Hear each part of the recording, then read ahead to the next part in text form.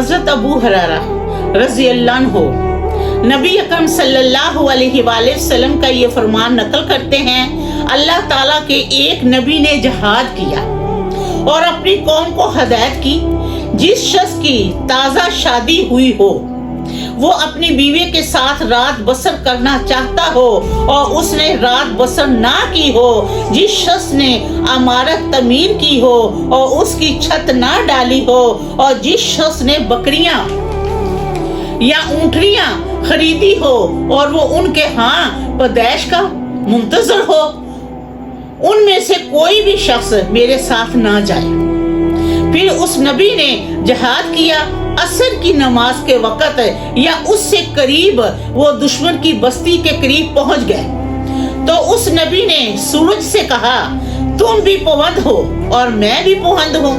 پھر اس نبی نے دعا کی، اے اللہ اسے میرے لیے روک لے، کہ یعنی سورج کو میرے لیے روک لے۔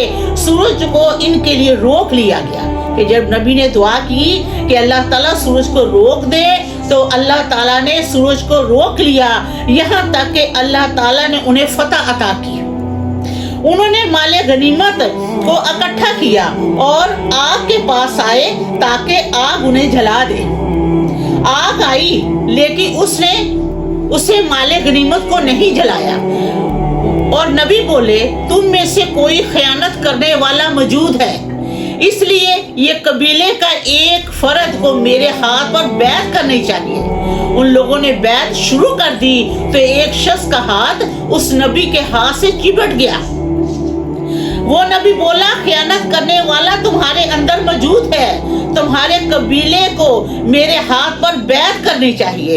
ان لوگوں نے بیعت شروع کر دی تو ان میں سے 2 یا 3 آدمیوں کا ہاتھ اس نبی کے ساتھ چپٹ گیا اور وہ نبی بولے، تم خیانت کرنے والے ہو۔ پھر ان کی قوم نے گائے کے سر کے برابر سونا نکالا اور انہیں مال غنیمت میں شامل کر کے اونچی جگہ پر رکھ دیا۔ آگ آئی کہ آسمان سے آگ آئی اور اس نے اسے ختم کر دیا۔